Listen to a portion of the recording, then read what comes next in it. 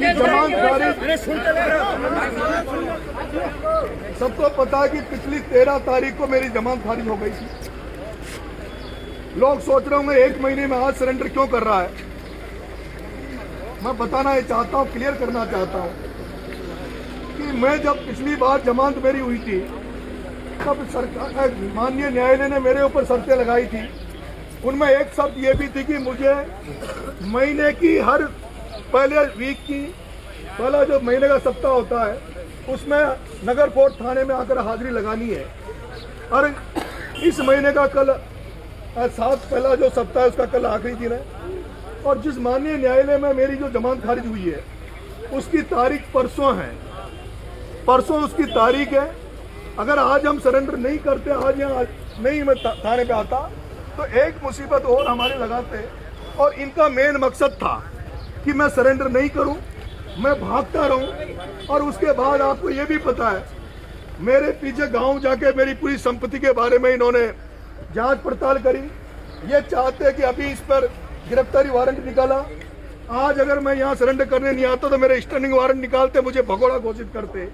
और सरकार की मंशा थी कि भगोड़ा घोषित करके और इसकी संपत्ति पे, इसके मकानों पे बुलडोजर चला दो। सरकार ने हमारे साथ धोखा किया। मैं जब जेल में था इस बात की भाई कई बार लोग बात करते हैं कि उस समय जब जेल में थे तो समझौता इस तरह से नहीं करना चाहिए था। लेकिन वो परिस्थितियां, मेरे जो साथी थे जो पूरे मूवमेंट में खड़े थे समझौता के टाइम पे, उन सारे लड़कों को परिस्थितियां पता थी उसमें क्या क्या षड्यंत्र हो रहे थे। जेल में सीज कर दिया था, समझौता हुआ, टेबल पर हुआ, सीएम से समझौता हुआ। समझौता ये हुआ कि सारे मुकदमे वापस कर लेंगे। समझौता में 4 मुकदमे लगे, उनको 2 करके 2 को डिस्पोज कर देंगे, सबको मुआवजा देंगे।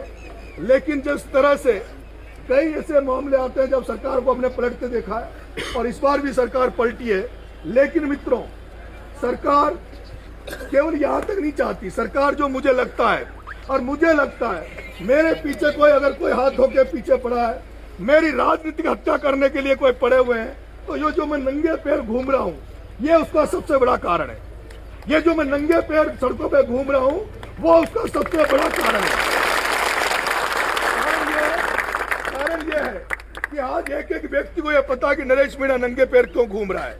नरेश मीणा नंगे पैर इसलिए घूम रहा है क्योंकि जो हमारे जो 4 जिले कोटा, बारां, बूंदी, झालावाड़, हमारे जो 4 जिले कोटा, बारां, बूंदी, झालावाड़, वहाँ की जनता आज भी आजाद नहीं है। वहाँ की जनता आज भी राजनीतिक तौर पे गुलाम है। वहाँ की जनता आज भी शैक्षणिक तरीके से गुलाम है। वहाँ आज भी लोग अपनी मर्जी से कोई धंधा नहीं कर सकते। उन 4 जिलों में अगर किसी की गिट्टी बिकेगी तो केवल धारीवाल, ओम बिरला, प्रमोद जैन, भाया प्रताप सिंह सिंघवी की बिकेगी। अगर राजनीतिक तौर पर किसी को अगर पंचायत समिति का टिकट चाहिए, जिला परिषद का टिकट चाहिए, एमएलए एमपी का टिकट तो बहुत दूर, अगर छोटा छोटा टिकट भी चाहिए तो 4 सेठों के दरवाजे पे भीख मांगनी पड़ती है कि हमें डायरेक्टर बना दो, जिला परिषद बना दो, प्रधान बना दो। अगर किसी को दुकान खोलनी है, धंधा करना है, तो वो जब तक वो 4 सेठ आशीर्वाद नहीं देते धंधा नहीं चलता। वो जब तक ये जो रोड बन रहे हैं वहाँ सारे गिट्टी के कलेक्शन उनके चल रहे हैं। हाड़ौती की जनता गुलाम है। उस जनता के लिए मैं ये प्रण लेके निकला हूँ कि मैं जब नंगे पैर घूम रहा हूँ, मैंने कई बार कहा वहाँ, अब हर आदमी को पता है कि नरेश मीणा का प्रण ये है कि वो जो 4 धन्ना सेठ बैठे हैं, जो 2 भारतीय जनता पार्टी में, 2 बीजेपी में प्रताप सिंह सिंघवी और ओम बिरला, और 2 कांग्रेस में शांति धारीवाल और प्रमोद जैन भाया, वो चारों मिलकर जिस तरह से वहाँ कुटराघात करते हैं, मैंने कसम खा रखी है कि जिस दिन उनको विधानसभा लोकसभा में जाने से रोक दूंगा, जिस दिन उनका विधानसभा लोकसभा में जाने से रास्ता रोक दूंगा,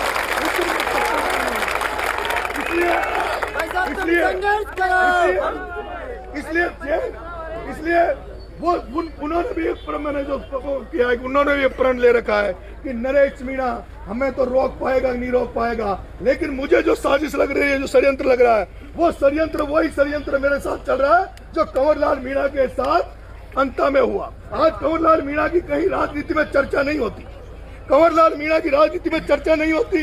लोक समाज की बात करते मैं कहना चाहता हूँ कि कंवरलाल मीणा जो डबल इंजन की भारतीय जनता पार्टी की सरकार है, कल 2 दिन बाद में आदिवासी दिवस है, पूरा देश आदिवासी दिवस मनाएगा। लेकिन मैं पूछना चाहता हूं कि पूरे भारत में केवल बीजेपी का एक व्यक्ति ऐसा है जो एमएलए होते हुए भी जेल में पड़ा, जिसकी एमएलए गिरी खा गए। और जो बीजेपी में जो आदिवासी एमएलए बैठे, आदिवासी जो नेता बैठे, उन्होंने एक ने भी कभी ये नहीं कहा कि कंवर लाल को माफी मिलनी चाहिए, कंवर लाल को राज्यपाल माफ करें। इनको लगता है ये समुदाय, ये लोग इतने कमजोर हैं। जैसे हमने कंवर लाल मीणा को जेल में डाल के, कंवर लाल मीणा को जेल में डाल के, तुमने अंतर चुनाव भी देखा होगा। अंतर चुनाव मुझे केवल कांग्रेस ने नहीं हराया था, अंतर चुनाव मुझे कांग्रेस ने नहीं हराया था। आप सबने देखा होगा कैसे ओम बिरला ने हजारों आदमी प्रमोद जैन भाई को, उसके जो कांग्रेस का भाई था, उसको एमएलए बनाने के लिए पूरी टीम वहां खड़ी कर दी थी।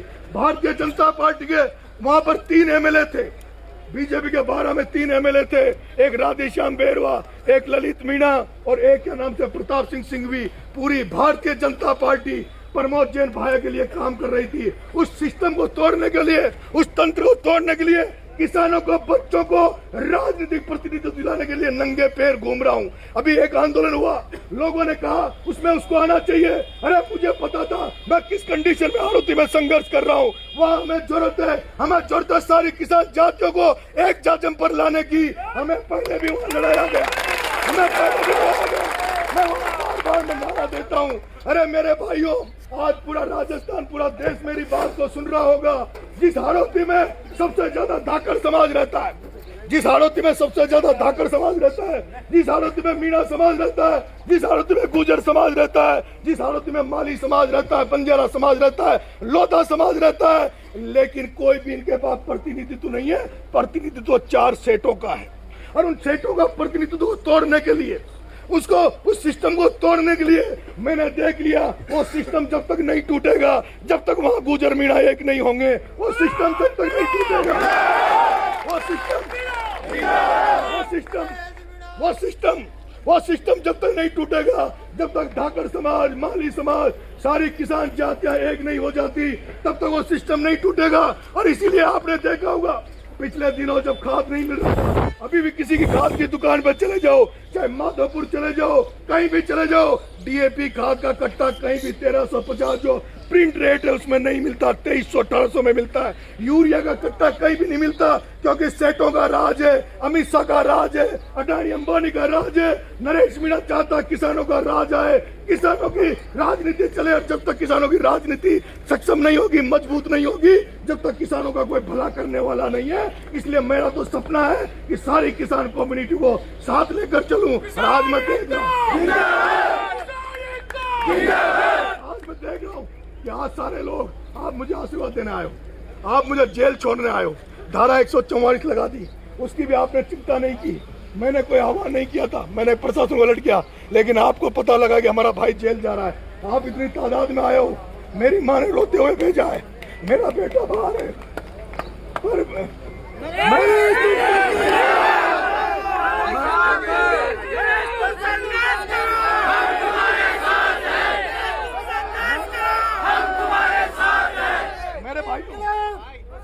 भाइयों मैं कमजोर नहीं हूँ। मैं 8 महीने जेल रहा, तब भी मैंने एक दिन भी ये नहीं कहा था मुझे छुड़ाना।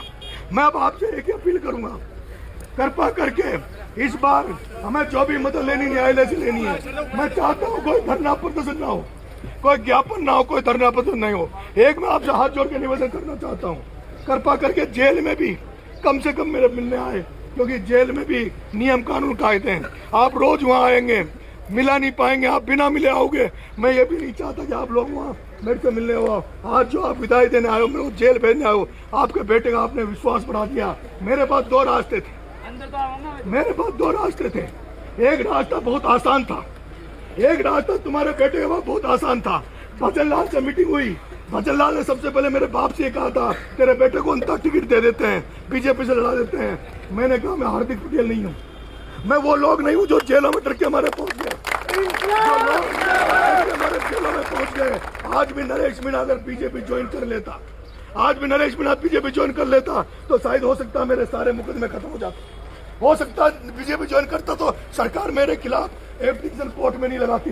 लेकिन तुम्हारे भाई ने कांटों भरा रास्ता अपनाया है, तुम्हारे भाई ने कांटों भरा रास्ता अपनाया है। पिछले सालों आपने देखा होगा 3 चुनाव 3 दिवाली चुनाव में निकल गई और 2 मेरा जन्मदिन आने वाला 16 अगस्त को, और जन्मदिन के दिन आपका भाई पिछली बार झालावाड़ में रहा, हो सकता है टोंक में रहा, लेकिन मैं एक अपील और करके जा रहा हूँ।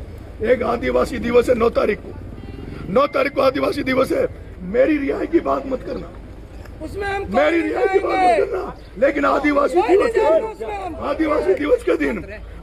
दिवस के दिन वो जो मेरा भाई, वो जो कंवरलाल मीणा जो झालावाड़ की जेल में पड़ा है, जिसके विधायक ही खा गए, अगर तुम में दम है आदिवासियों तो ये जरूर दिखा देना।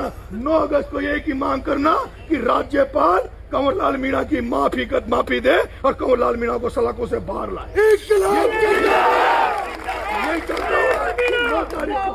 9 तारीख को आदिवासियों से एक ही निवेदन करूंगा कि आदिवासियों के दिन, आदिवासी दिवस पर कंवरलाल मीणा की रिहाई की बात हो और राज्यपाल उसको माफ करे, क्योंकि किस तरह का षड्यंत्र हुआ वो सब आपके सामने। अब मैं चाह रहा हूँ, आप सबसे मेरा आग्रह है, भारत माता की जय। आप सभी से मेरा आग्रह, इतनी संख्या में लोग उतर भी हैं, आप सबसे आग्रह है आप यहाँ लोग रुके। मुझे अभी वहाँ 10 मिनट मेरी फॉर्मेलिटी, कागजी फॉर्मेलिटी करेंगे, उसके बाद मुझे STSC कोर्ट में पेश करेंगे। लेट भी हो रहे हैं, मुझे जो टाइम दिया उसमें लेट हो गए। आप सब आए हो, आपका जिंदगी भर आपका एहसान रहेगा। ये प्यार आशीर्वाद बनाए रखना, क्योंकि